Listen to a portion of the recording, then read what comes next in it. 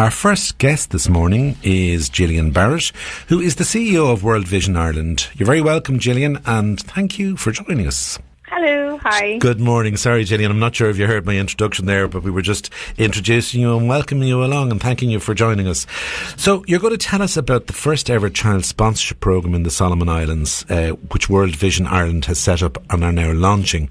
But before we go there, could you maybe tell us a little about yourself, Gillian, and the organisation that is World Vision Ireland? Yes, happy to. Thank you for having me on this morning. So my name is Gillian Barnett and I'm the CEO of World Vision Ireland. And World Vision Ireland is part of World Vision, the World Vision Partnership, which is the largest child-focused NGO in the world. And we're one example that can really help people understand the scope of World Vision is we are the largest non-governmental provider of water in the developing world. Okay. And we're child focused, and we believe that by really empowering children and focusing on children, that can have the maximum benefit for change and sustainability across the world. When we look at how we look at eradicating poverty or providing help, really. I see from your website that you talk about the tenets of your organisation as such, and you mentioned already child focused. You're also community led and faith based. Tell us a little bit about that. Yes, so we focus a lot on sponsorship. We do have a humanitarian aspect as well, but our development work is mainly focusing on child sponsorship. And that is when we go into communities where we see a very large need. And we work with the leaders in those communities to establish what they would like to happen. And we begin a process that takes usually between 10 to 15 years, depending on the area. And the reason that's quite unique is it gives us a really long-term opportunity to work really closely with these people, but make sure that they are leading themselves, so that when World Vision leave the area, those leaders are really well equipped to carry on the work that they themselves have started. So it's really about empowerment, really, isn't it? It is. So we really fully believe that the only way we will make a lasting change is to make sure that everyone in the community has not only bought into it but has led it themselves. So they will tell us what they want us to focus on, and we will work with them to help achieve that. And then go ahead. Sorry, and then in the faith-based aspect, so World Vision is a Christian organisation, and we're very, being Christian, we believe that we're doing the work that we're called to do, but we do work with all faiths, and we work with people with no faith either, and actually a large proportion of our work would be with Muslim communities. Excellent. Now you mentioned, I think, that World Vision Ireland is part of a world movement. Just talk a little bit about that. How widespread is World Vision? So World Vision is the largest child-focused NGO in the world. And every year, collectively, the partnership raises over $3 billion, which is then spent in the communities. We're in over 100 countries in the world.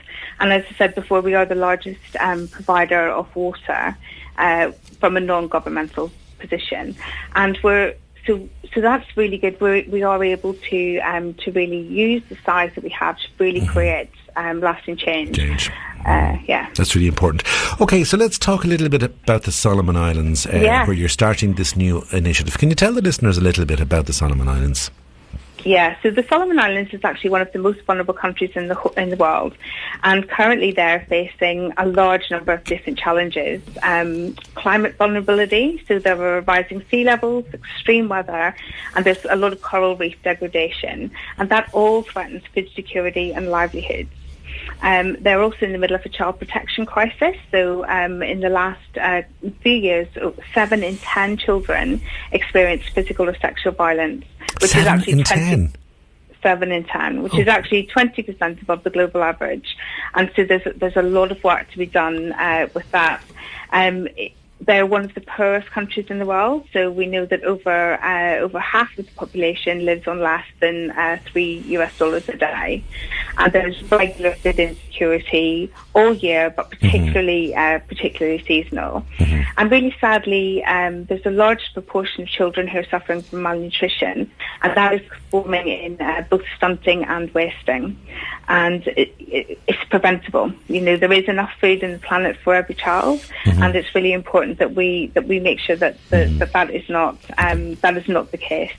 And then, as well as that, there's education and healthcare gaps there too, with lots of children not being able to attend school because of either fees or actually physically not being able to get there because of the climate. I was looking at the geography of it as well. It's located in the South Pacific. It's east of Papua New Guinea. It comprises of over 900 islands. It's a very large archipelago. Yes, and that actually that is part of why there's such a problem, because it's you've got the centre in Hanawara, but then it's how do you get the policies that are being devised there by the government, for example, then spread out to those islands. And it's not a huge population scattered across those 900 islands either. It's 700,000, I think. Yeah, it's not big, and so we're looking forward to working with the community because we do believe that we can make an impact. And actually, how we're starting we've obviously met with the community leaders and we've worked out the plan based on what they've said. But actually, one of the really different things that we're doing is we're calling it a Reaching Communities Innovation Lab, and that is very important because, as you said before, because of the geography of the islands, we need to make sure that we've got a system that we can reach out to all of the people, including the most vulnerable children. And so by really focusing on this new way of working with the community leaders, a new way of communicating what's happening and getting the community buy-in, we're really hopeful that this will be a phenomenal change in Solomon Islands that will be long-lasting as well. So you talk about it being a landmark child sponsorship program that you're starting. Can you maybe just tell us a little bit of what are the main elements of the program, Gillian? Yes, so we are part of the sponsorship model is providing essentials, for example, like water, clean water, food and healthcare. But we really need to be looking at how we're helping with extreme poverty. So we are talking a bit again about empowering the people, but particularly in the Solomon Islands, we are really looking at how we focus on some of the key areas. So, for example, like child labour, working with the communities to reduce the number of girls being married under the age of 18, and really focusing on nutrition and really looking at what do they grow already, how can we make sure that is kept safe during all of the extreme climate conditions, and then how can we also look at education, so particularly early childhood education, and then looking at how we are empowering particular lessons. We know that when we work with young people, not only is it a sound investment economically, so we know that for every $1 of investment for a child, we see $10 back in the community, but it's also making sure that they become their own advocates. And that then when they grow up, they're advocating for the children coming on there. It just strikes me, just listening to you talk about the programme and the nature of the society as well, is that there's obviously a potential stress between existing culture, and the need for change, particularly around issues such as child protection, for example, and that early marriage kind of piece you talked about.